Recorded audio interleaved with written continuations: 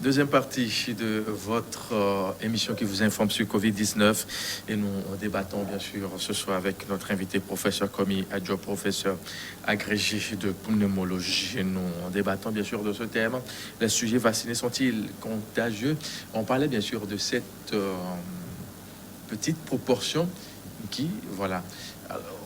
Vous en avez pas eu au Togo, hein? Non, vraiment dans la sous-région, non, plus. On vient d'être vacciné et Ouais, donc il nous faut encore un peu de temps. Pour le moment, on n'a pas encore de cas bien documentés. Les cas qu'on a eu, c'est les cas des gens qui ont été vaccinés et quelques jours après, ils ont eu les signes de Covid. Et on suppose, comme je l'ai dit tantôt, on suppose que c'est des gens qui avaient déjà la maladie, qui ne se savaient pas malades, qui se sont vaccinés.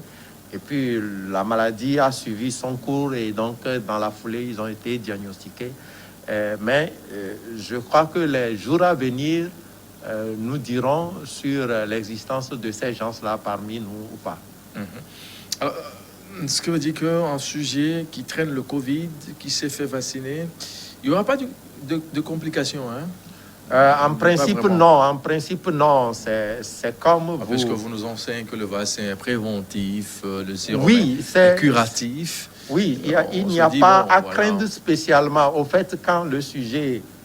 Qu'est-ce qu'on apporte à l'organisme quand on fait le vaccin? On apporte des parties du virus, pas le virus, les parties contre lesquelles l'organisme développe souvent des anticorps. C'est ces parties-là, les spécules que cette partie-là qu'on apporte à l'organisme pour l'amener à produire des anticorps.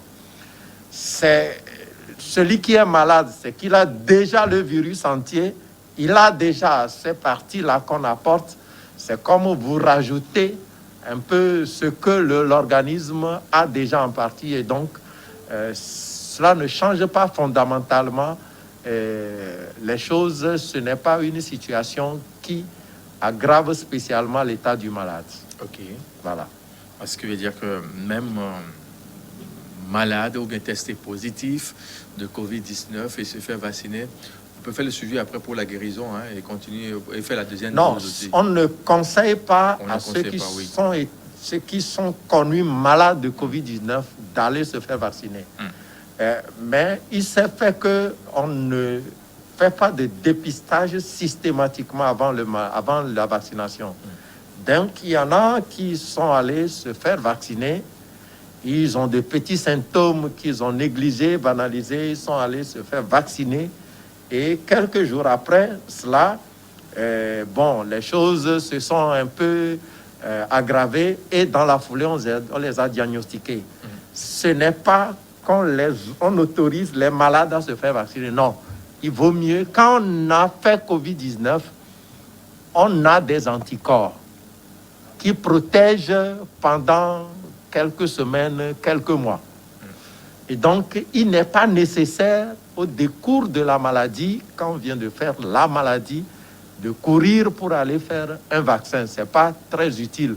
On peut se donner 2-3 mois où on est encore protégé contre la maladie par des anticorps qu'on a développés au cours de la maladie. On peut se donner ce temps-là et puis aller se vacciner tranquillement après. Voilà ce qui se fait.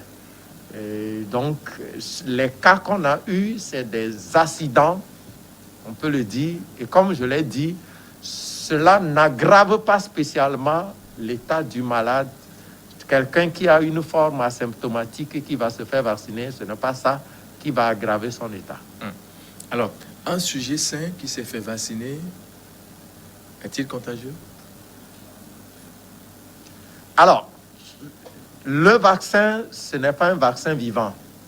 Ce n'est pas un virus entier qu'on met dans l'organisme de l'homme. Tout ça, là, c'est un peu fort pour nous. Hein, non, qui ne sont pas, bien sûr, de votre... Alors, un vaccin, c'est-à-dire que les vaccins qu'on utilise, de façon générale, il y a plusieurs catégories de vaccins. Il y a une catégorie de vaccins où on prend l'agent qui donne la maladie, on l'affaiblit un peu et on l'administre. C'est le cas, par exemple, de BCG. Le BCG, on affaiblit le bacille de Koch, le bacille tuberculeux, et on l'injecte. Ça, c'est un vaccin vivant, atténué. Et quand vous injectez ce vaccin-là, si l'organisme du sujet n'est pas assez robuste, le vaccin vivant atténué, il est atténué pour celui qui est fort. Mais il n'est pas atténué pour celui qui est faible. Et donc, ça peut donner de maladies chez celui qui est faible. C'est pour cela que ces vaccins vivants atténués, on ne les donne pas chez ceux qui ont un problème de défense immunitaire. Dans le cas de Covid-19, ce ne sont pas des vaccins vivants. C'est des parties du virus qui ne sont pas vivants, qui ne sont pas des virus entiers.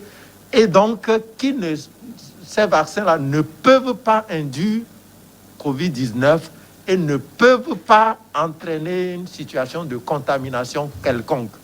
Si quelqu'un pense que quelqu'un qui a été vacciné l'a contaminé, c'est pas vrai.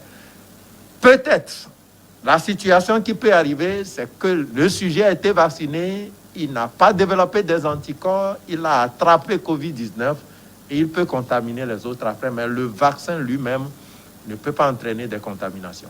Mais comment cela peut être possible quand on sait que c'est un vaccin, on est face à une pandémie, il y a beaucoup de choses qui se...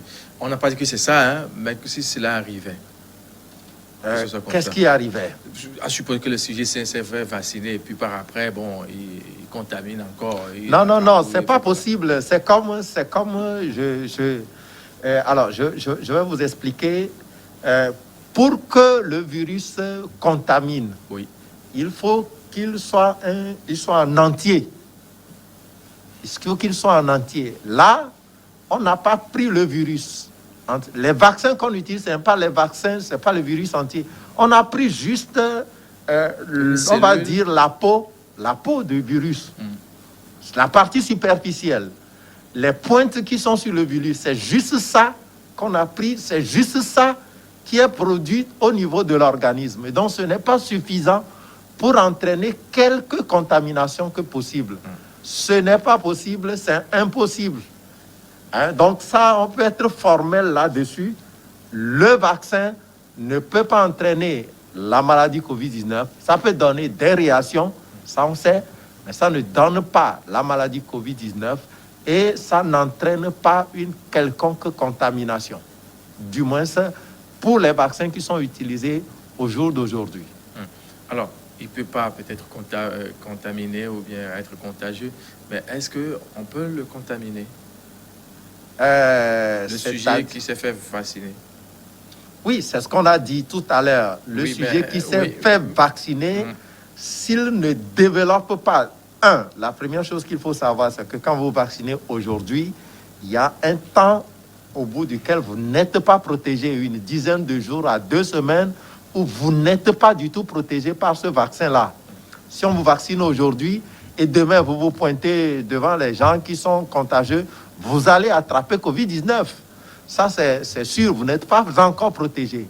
Mais après cette période-là où l'organisme produit suffisamment d'anticorps, vous avez la protection. Donc ça, si vous êtes contaminé, c'est soit parce que vous avez été pendant ce temps-là, ou soit parce que vous êtes parmi les répondeurs moyens des gens ou les mauvais répondeurs.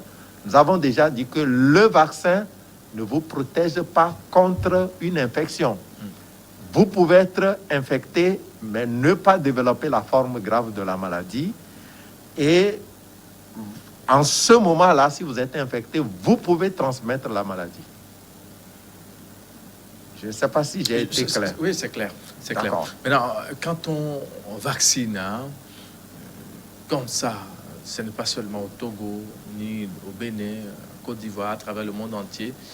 Est-ce qu'on est vraiment sûr que l'action dans tout son ensemble est efficace?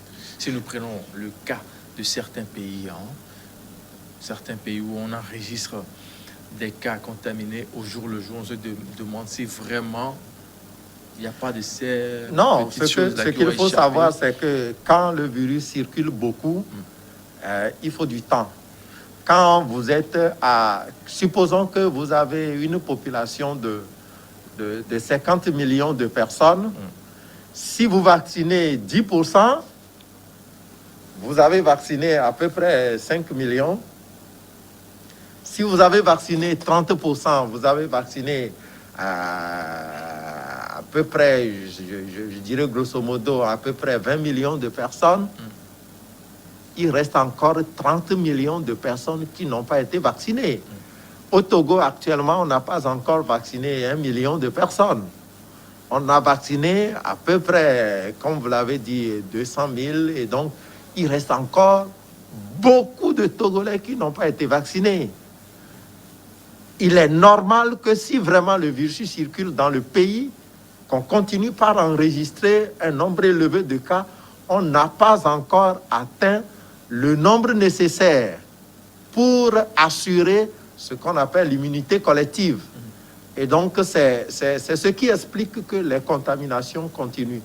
Dans les pays où on a suffisamment vacciné des gens, je peux citer l'Israël, par exemple, le nombre de contaminations a nettement chuté et le nombre de cas graves dans les hôpitaux drastiquement chuté également. Et donc, c'est un bon exemple pour illustrer l'efficacité de ce vaccin, mais à condition que le jeu soit joué par tout le monde et qu'on ait un nombre suffisant de personnes vaccinées.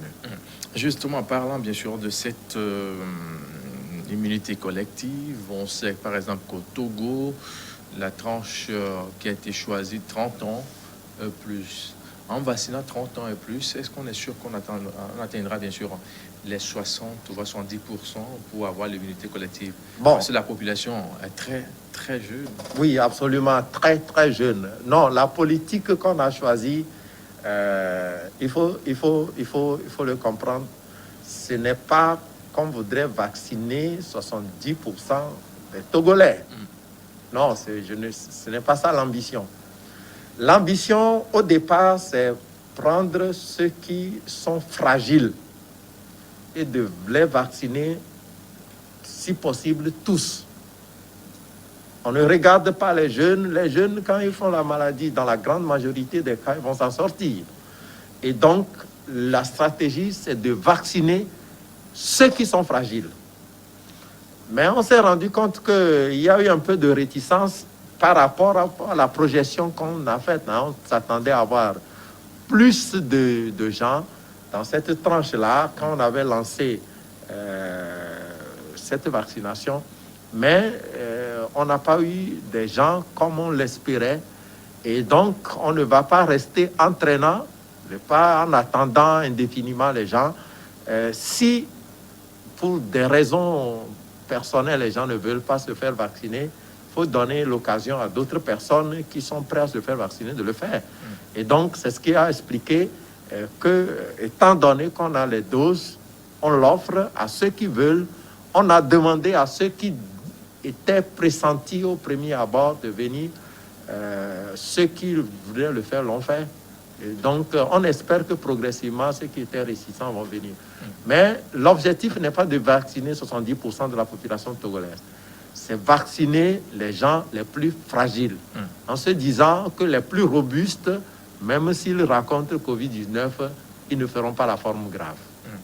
Voilà. Alors, à l'heure où nous débattons sur ce plateau, qu'en est-il bien sûr des autres vaccinations qu'on faisait par le passé dans le pays? Rien n'a changé quand vous allez dans les centres que nous appelons les centres de programme élargi de vaccination, de PEV.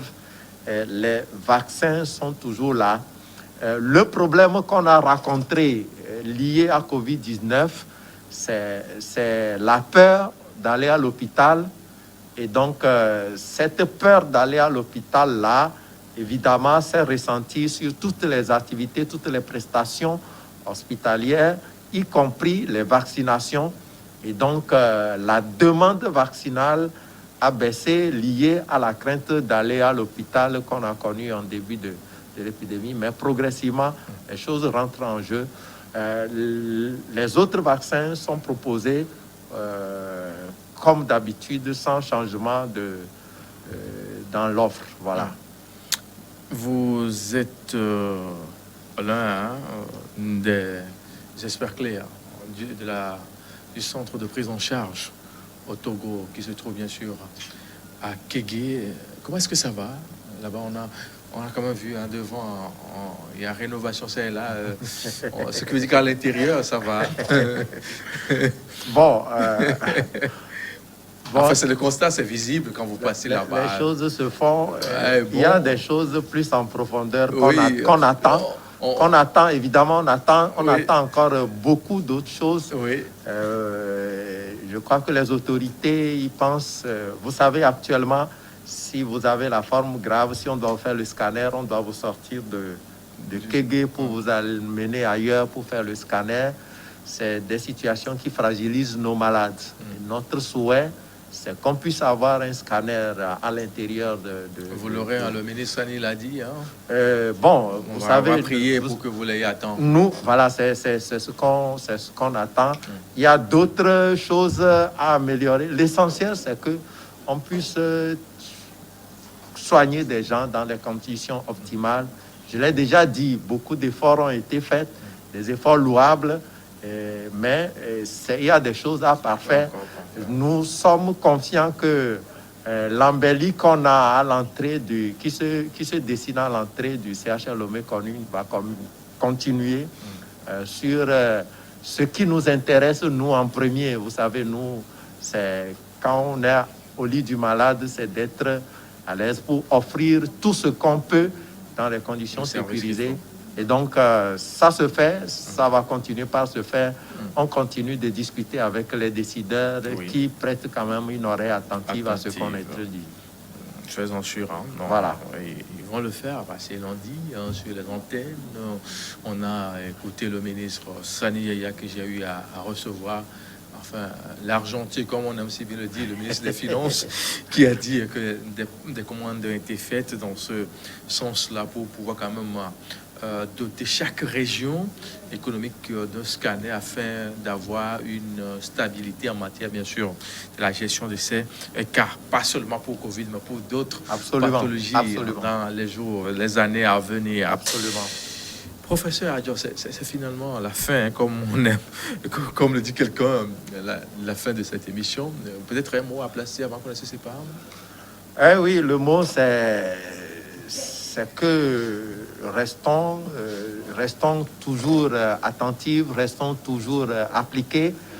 Les vaccins sont là, nous allons nous vacciner, ça c'est la première chose, mais continuons également par appliquer les mesures barrières. Cela va dans notre intérêt. Merci bien. Professeur Komi Adjo, professeur agrégé de pneumologie. Merci d'être passé, messieurs. Mesdames, merci un peu partout et à VV. Nous sommes bien sûr dans les lacs. Vous avez été très nombreux à nous suivre. Très bonne suite de nos programmes. Derrière nous, c'est le journal. On se retrouve demain.